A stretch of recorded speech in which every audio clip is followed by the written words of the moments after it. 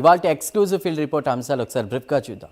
హస్తినలో యువత ఆగ్రహం, తెలంగాణలో బగ్గుమన్న కాంగ్రెస్ శ్రేణులు, విజయవాడలో బీజేపీ కాంగ్రెస్ పోటాపోటీ నిరసనలు, ఆగస్టు 1న భోగాపురం ఎయిర్పోర్ట్ ప్రారంభోత్సవం, ప్రధానికి ఆహ్వానం. ఈ అంశాలపై మరింత సమాచారాన్ని అందించేందుకు ఢిల్లీ నుండి మా నేషనల్ బ్యూరో చీఫ్ కళ, హైదరాబాద్ నుండి అజీం, విజయవాడ నుంచి లక్ష్మి, విశాఖ నుంచి నరసింహ ఫీల్డ్ రిపోర్ట్లో సిద్ధంగా ఉన్నారు. ప్రస్తుతం మనం ఢిల్లీకి సంబంధించినటువంటి అంశం ఏదైతే ప్రస్తుతం హాట్ టాపిక్గా ఉందో దానికి సంబంధించి మాట్లాడదాం. హస్తినలో యువజన ఆక్రోశం కట్టలు తెంచుకుంది. విద్యార్థుల భవిష్యత్తుతో ఆడుకుంటున్నారంటూ కూడా ఆందోళన బాట పట్టిన కాక్రోచ్ జనతా పార్టీ నిరసనలతో ఢిల్లీ వీధులు దడదడలాడుతున్నాయి.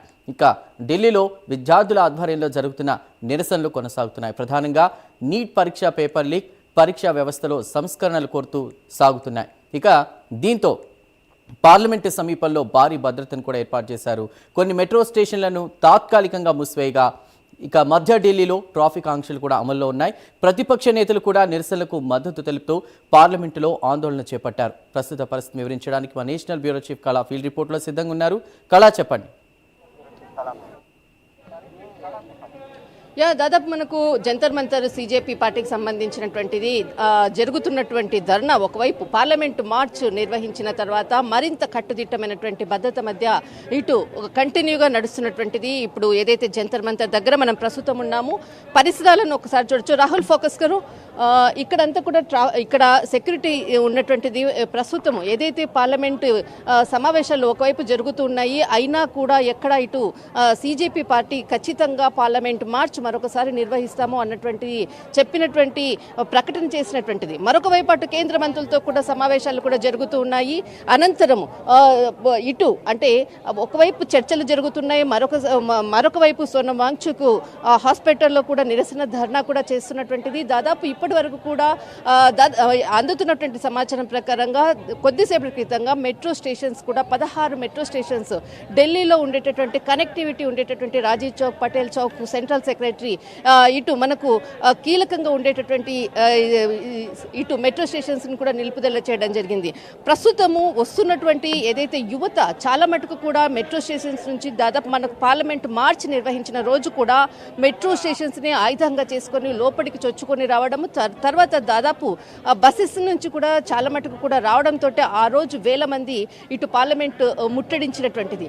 ఆ విధంగా మరొకసారి ఘటన చేయకుండా ముందస్తుగానే దాదాపు ఇప్పటి వరకు కూడా ఆ రోజు 32 బెటాలియన్స్కి సంబంధించినటువంటి సెక్యూరిటీ ఉన్నా కానీ కంట్రోల్ చేయలేనటువంటి పరిస్థితి మీరు చూడొచ్చు. ఇక్కడ ఉండేటటువంటి అందరూ కూడా ఒక్కొక్కరుగా ఈ ప్రదేశానికి చేరుకుంటున్నటువంటి దాదాపు వీళ్ళు